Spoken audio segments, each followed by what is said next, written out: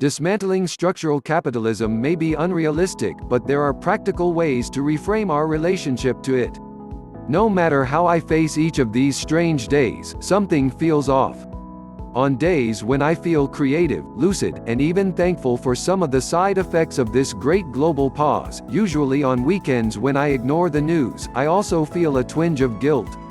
I should be thinking about death counts, government failings, and wealth disparities instead of reading about ancient Indian breathing techniques or delighting in the scent of wisteria on my neighborhood walks, shouldn't I? And then, on the days when I'm despondent, low, and depressed, I chastise myself for feeling that way, when I have what so many others don't: health, a supportive family, a job, food. It's an exhausting seesaw. There is the grief for all that we've lost and will lose, and there is the hope that this incredible, leveling event will bring about change to what was a very, very broken world before this. And a conviction is emerging: going back to normal should not be our goal. Since lockdown began, the shortcomings and inequalities of American capitalism have been revealed with stunning speed: people losing so-called stable jobs without warning or severance, gigantic corporations seeking government assistance, complex supply chains faltering, leaving supermarket shelves empty. Many have begun to ask, if the jobs we do all day can evaporate overnight, what does that say about the nature of those jobs, or the economic system they rely upon? As climate change looms, promising more and more global disruptions, COVID-19 has acted as a kind of brutal foreshadowing. If climate change is a slow-moving emergency, coronavirus is a lightning-fast one, showing us the severe limitations of a globalized, growth-obsessed economy and begging us to change it before it's too late. In the ashes and rubble, a thirst to reimagine a world that's better and more equal has emerged.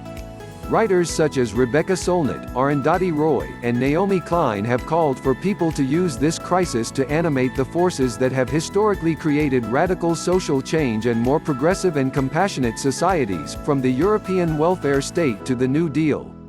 On the other hand, there is, of course, an understandable desire for capitalism to snap back into place, to stem the economic devastation and go back to the systems that existed before, imperfect as they may be.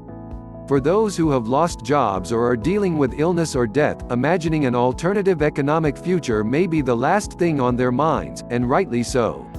But for those of us with the privilege to breathe in the wisteria fragrance for a moment and imagine what might come next, this great pause also feels like an extraordinary moment to reassess.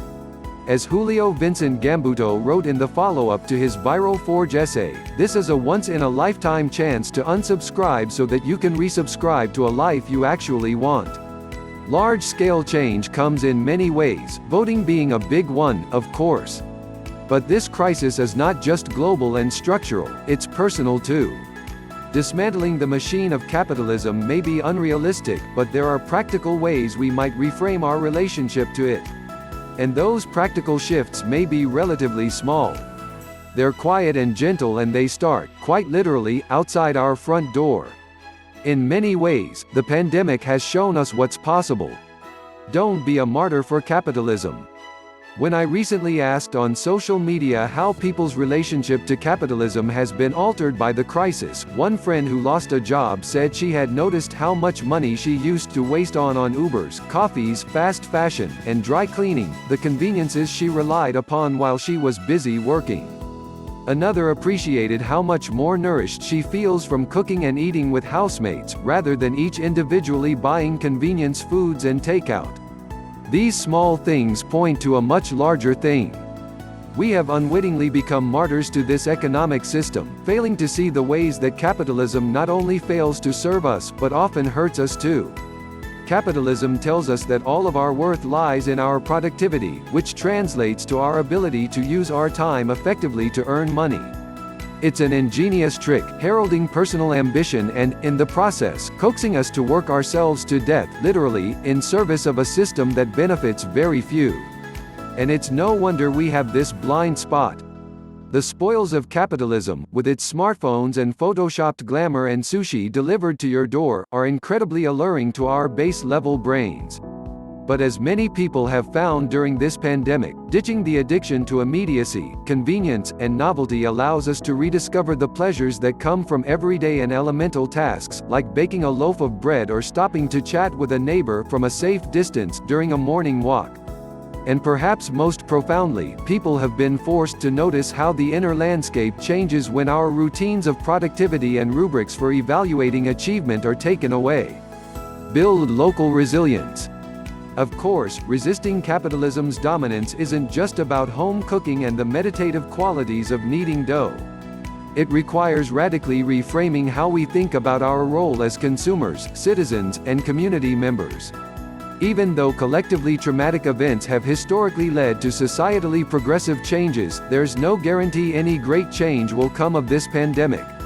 We have to actively ensure that it does. That need is incredibly urgent, and it has to start with a kind of excavation of our inner worlds. We'll need to find the strength to face our fears and the challenges ahead. As the meditation teacher and psychologist Tara Brach put it, right at this juncture in time, if you're intentional about how you want to move through this, the suffering that arises can turn you towards your deepest resources. We kind of get back into it. Into our bravery, into our wisdom, and our love. The full talk is worth a listen. Brach goes on to discuss the role that fear plays in this pandemic. Rather than thinking of this fear as something to immediately try to get rid of when it arises within us, she urges us to examine its usefulness. In many ways, we haven't been awake and scared enough to do what we needed to do to prevent as much loss as what's coming. Fear is an intelligent part of us. We actually should be afraid of things going back to normal. Scared in a way many of us weren't before. That fear is trying to tell us something. Because we are more than workers and consumers. We're neighbors, friends, teachers, parents, caretakers, and healers.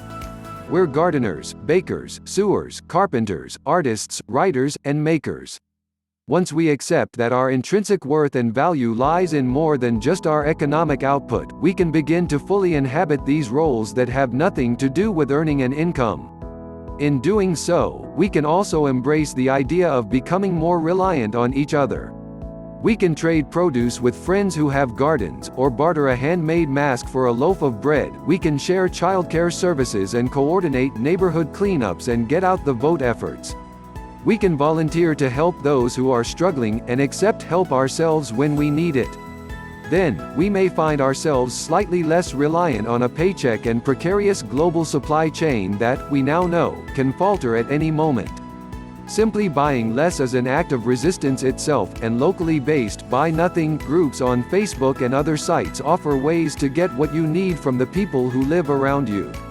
Creating skill shares and exchanges in your community can also be ways to benefit from the resources around you, and offer something in return, be it childcare, excess fruit from your backyard, or yoga lessons.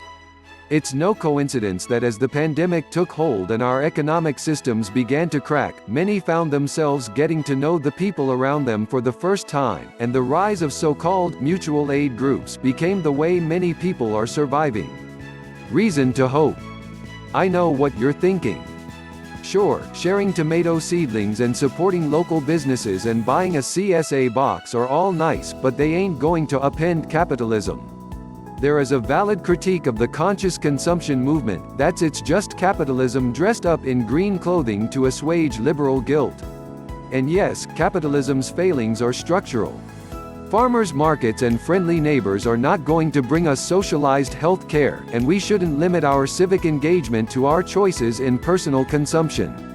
I'm aware, too, of the discourse suggesting that if you're finding this time generative, hopeful, or spiritually productive, then you must be a privileged person who can only feel such things because you have a garden and a salary. That might be true. Optimism at a time like this may indeed be misguided. But I also haven't heard anyone suggest a viable alternative. Is it better to wallow in our misery, not daring to imagine how the world or ourselves might be different afterwards, lest we sound like privileged snowflakes? I think I'll instead risk being the target of someone's ire on Twitter. When we pessimistically assume that the system will snap back to the way it was, we forget we have a role to play in that happening. If, instead, we choose to wage some form of resistance, by becoming more dependent on each other and less on the validation that capitalism provides, we also get the added benefit of making our lives richer and better. You might even find your desire to shop, that panacea Americans have been offered in every crisis for almost a century, reduced, as Anne Helen Peterson recently wrote for BuzzFeed. Americans are spending less and borrowing less, she points out, not just because unemployment is up and shopping is logistically difficult, but also because they are discovering other ways to live. What if we decided that things didn't have to be the way they were before all of this happened, she asks. Part of that shift would involve taxing the rich and disarticulating health care from employment. It would involve forming and protecting unions and focusing on re-implementing regulatory systems, decentralizing production, and restoring the supply chain. And it could also mean disabusing ourselves of the idea that buying things is a solution to our problems. It's a hopeful vision, and there's some reason for that hope. If you think people are too self-interested to ever consider spending their time on anything besides amassing and displaying wealth, consider this: a massive proportion of the world's population has stayed home, at great personal cost, to prevent others from getting sick. Several months ago, we would not have been able to even contemplate such large-scale self-sacrifice. While the pandemic has shown many ugly sides of our society, this is one aspect that can surely fuel optimism. Before the virus, I would sometimes spend days in a kind of contemplative fog, sad about our way of life ending due to climate change, and wondering what the future world would look like. I didn't know that the moment of truth would come so soon. And yet here we are. Things are not going to go back to normal, and that's okay. Your job now is to find the role you'll play in creating the world we need next. It's to hold both the grief and the hope at once, and to ask, what is this crisis drawing out of you? Finding the answer is urgent. But at least we've got time on our hands.